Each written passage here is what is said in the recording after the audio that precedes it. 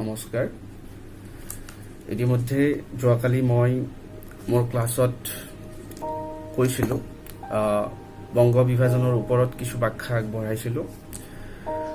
বংগ বিভাজনৰ প্ৰতিবাদ স্বৰূপে ভাৰতবৰ্ষত এটা নতুন আন্দোলনৰ সূচনা হৈছিলে। সেইটো আছিলে স্বদেশী আন্দোলন।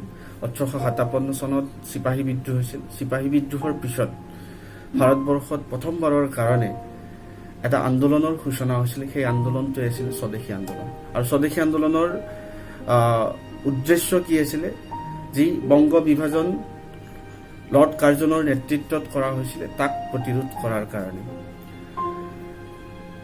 ব্ৰিটিছসকলৰ যি ষড়যন্ত্ৰ,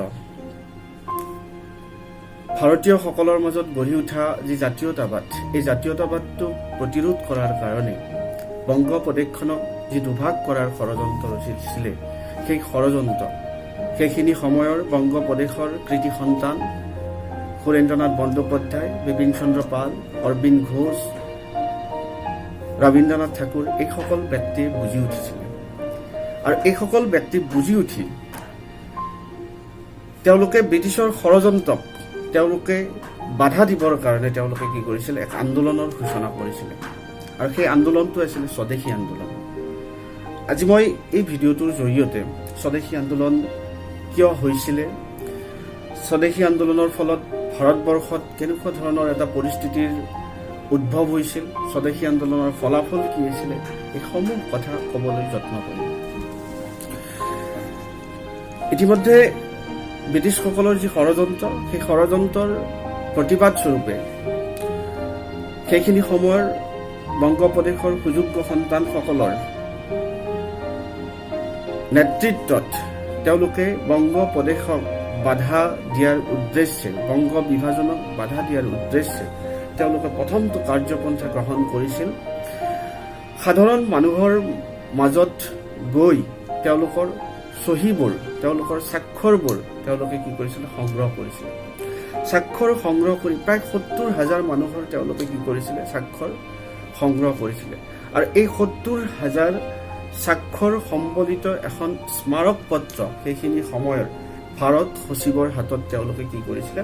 অৰ্পণ কৰিছিল। যে তেওঁলোকে কি বংগ বিভাজনৰ বিৰোধিতা কৰে। বংগ প্ৰদেশৰ সাধাৰণ ৰাইজে কেতিয়াও বংগ বিভাজন হোৱাটো নিবিচাৰে। তাৰ কাৰণে তেওঁলোকে কি কৰে? স্মাৰক পত্ৰ প্ৰদান কৰে।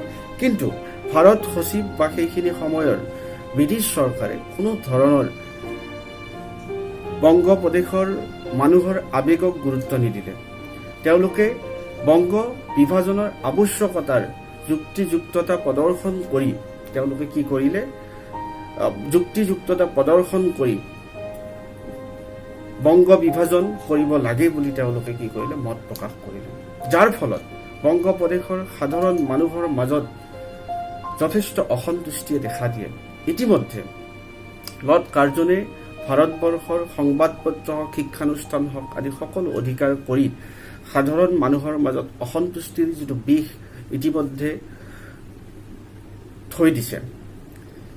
আৰু ইয়াৰ পিছত বংগ বিভাজনৰ যি সিদ্ধান্ত, এই সিদ্ধান্তই মানুহক আৰু কি কৰিছিলে? প্ৰতিক্ৰিয়াশীল কৰিছিলে আৰু অসন্তুষ্টিৰ সৃষ্টি কৰিছিলে। যাৰ ফলস্বৰূপে মানুহে ব্ৰিটিছ চৰকাৰৰ বিৰুদ্ধে খুব বেছি এটা কি হৈছিলে? আন্দোলনমুখী হৈ পৰিৱেশ গঢ়ি তুলিছিলে। আৰু 1903 চনৰ 6 জুলাই তাৰিখে যেতিয়া বংগ বিভাজনৰ পৰিকল্পনা লোৱা হৈছিলে, তেতিয়াৰ পৰা 1905 চনলৈকে যেতিয়া পৰিকল্পনা কাৰ্যকৰীকৰণলৈকে ভাৰতবৰ্ষত এটা কি হৈছিলে? বিভিন্ন ঠাইত প্ৰতিবাদী মুখৰ পৰিৱেশ সৃষ্টি হৈছিলে। আৰু এই প্ৰতিবাদী মুখৰ পৰিৱেশত সমগ্ৰ জাতি, ধৰ্ম, বৰ্ণ নিৰ্বিশেষে সকলোৱে কি কৰিছিলে? সহযোগ কৰিছিলে। যাৰ ফলস্বৰূপে কি হৈছিলে? বিদেশী বস্তুক বৰ্জন কৰা হৈছিলে। যাৰ প্ৰতিবাদৰ ফলস্বৰূপে কি কৰিছিলে? বিদেশী বস্তুক বৰ্জন কৰা হৈছিলে। স্বদেশী বস্তুক গ্ৰহণ কৰাৰ কাৰণে কি কৰা হৈছিলে? সিদ্ধান্ত গ্ৰহণ কৰা হৈছিলে। আৰু তাৰ পৰিণতি স্বৰূপে ভাৰতবৰ্ষত কি হৈছিলে? স্বদেশী আন্দোলনৰ কি হৈছিলে? সূচনা হৈছিলে। আৰু এই স্বদেশী আন্দোলনৰ যেতিয়া সূচনা হোৱাৰ পিছত এই যিটো আন্দোলনমুখী পৰিৱেশ, সেই আন্দোলনমুখী পৰিৱেশটোৰ ওপৰত ভাৰতবৰ্ষৰ বিশেষকৈ বংগ প্ৰদেশৰ সকলো জনসাধাৰণ, সকলো শ্ৰেণীৰ জনসাধাৰণে কি কৰিছিলে, সহযোগ আগবঢ়াইছিল।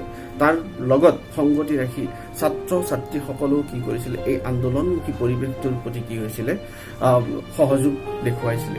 সেইখিনি সময়ত ৰিপন কলেজৰ ছাত্ৰ ছাত্ৰীসকলে কলেজ ত্যাগ কৰিছিলে আৰু তেওঁলোকে কলেজ ত্যাগ কৰি তেওঁলোকে কি কৰিছিলে, ৰাজপথলৈ ওলাই আহিছিলে। আৰু ৰিপন কলেজৰ ছাত্ৰ ছাত্ৰীসকলৰ নেতৃত্বত কলিকতাৰ সমগ্ৰ স্কুল কলেজৰ যিমান ছাত্ৰ ছাত্ৰী আছিলে, সেই সকলো ছাত্ৰ ছাত্ৰীয়ে কি কৰিছিলে, ৰাজপথলৈকে ওলাই আহিছিলে। আৰু সুৰেন্দ্ৰনাথ বন্দ্যোপাধ্যায়ৰ নেতৃত্বত ভাৰতবৰ্ষত বংগ প্ৰদেশত প্ৰথমবাৰৰ বাবে কি হৈছিলে, ছাত্ৰ সংসদ গঠন কৰা হৈছিলে। ছাত্ৰ ছাত্ৰীসকল এই আন্দোলনৰ প্ৰতি যথেষ্ট সহযোগ আছিলে। 1905 চনৰ 16 অক্টোবৰ তাৰিখে যেতিয়া বংগ বিভাজনৰ সিদ্ধান্ত কাৰ্যকৰীকৰণ হৈছিলে, সেই গোটেই দিনটো কি কৰিছিলে, গোটেই বংগ প্ৰদেশত কি কৰা হৈছিলে, এটা শোক দিৱস হিচাপে পালন কৰা হৈছিলে।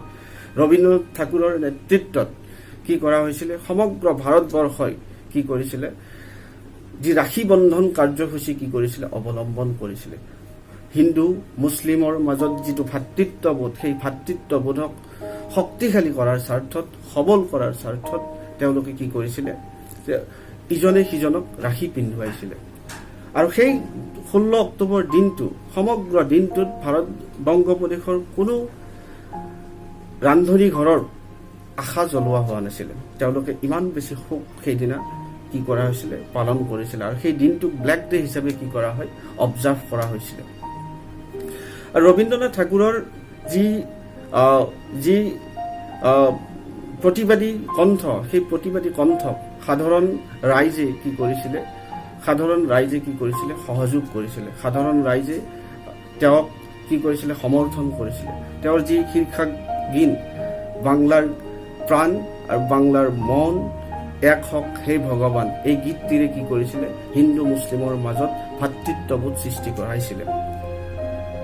ৰবীন্দ্ৰনাথ ঠাকুৰৰ লগতে সেইখিনি সময়ৰ বিভিন্ন ব্যক্তি, বিপিন চন্দ্ৰ পাল, লালা ৰাজপথ ৰায়, বাল গংগাধৰ তিলক, এইসকল ব্যক্তিও সেই আন্দোলনৰ কাৰণে কি কৰিছিলে, তীব্ৰ কি কৰিছিলে, সমৰ্থন আগবঢ়াইছিলে। যাৰ ফলস্বৰূপে সেই 16 অক্টোবৰৰ আবেলি কি কৰা হৈছিল, আনন্দমোহন বোসৰ নেতৃত্বত কি কৰা হৈছিলে, ফেডাৰেল হলত এখন বিশাল সভা আয়োজন কৰা হৈছিলে। আৰু এই সভাত বংগ বিভাজনৰ যি আন্দোলন, সেই আন্দোলনত সকলো শ্ৰেণীৰ মানুহক আন্দোলনত জঁপিয়াই পৰিবলৈ কি কৰা হৈছিল, আহ্বান জনোৱা হৈছিল।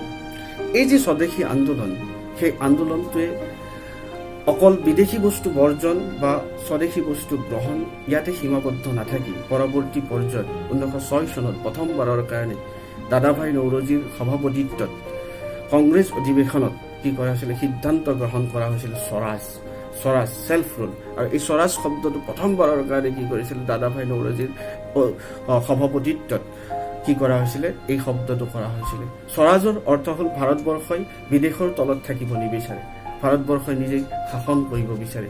ভাৰতবৰ্ষই সেইখিনি সময়ত ভাৰতবৰ্ষই স্কুল, বিদেশী বয় বস্তুৰ উপৰিও স্কুল কলেজ, চৰকাৰী যিমানবোৰ শিক্ষানুষ্ঠান, যিমানবোৰ অনুষ্ঠান আছিলে, সেই সকলোবোৰ অনুষ্ঠান কি কৰি দিছিলে, বৰ্জন কৰি দিছিলে। আৰু বৰ্জন কৰি তেওঁলোকে কি কৰিছিলে, নিজে শাসন কৰাৰ কাৰণে ইচ্ছুক হৈছিল। আৰু এই আন্দোলনটোৰ প্ৰতি, এই যি স্বদেশী আন্দোলন হ'ল, এই স্বদেশী আন্দোলনৰ যি পৰিক্ৰমা, এই পৰিক্ৰমাটোত ইমান বেছি এটা তীব্ৰ গতিত মানুহৰ মাজত জনমত গঠন কৰিবৰ কাৰণে সক্ষম হৈছিল। এই আন্দোলনে অকল বংগ প্ৰদেশতে সীমাবদ্ধ নাথাকিলে, বংগ প্ৰদেশৰ উপৰিও তেওঁলোকে কি কৰিলে, ভাৰতবৰ্ষৰ বিভিন্ন প্ৰান্তত এই আন্দোলন কি হৈছিলে, সিঁচৰিত হৈ গৈছিল। ভাৰতবৰ্ষৰ বিভিন্ন প্ৰান্তৰ মানুহে এই আন্দোলনক কি কৰিছিলে, সমৰ্থন কৰিছিলে। যাৰ কাৰণে বংগ প্ৰদেশৰ সাধাৰণ ৰাইজে ইয়াত বেছি কি হৈছিলে, উৎসাহ উদ্দীপনা পাইছিলে। আৰু যাৰ ফলস্বৰূপে বংগ প্ৰদেশৰ যি এই আন্দোলন, বংগ বিভাজনৰ যি এই স্বদেশী আন্দোলন, এই আন্দোলনে এটা সফল পৰিণতি হিচাপে কি কৰিছিল, দেখা দিছিল।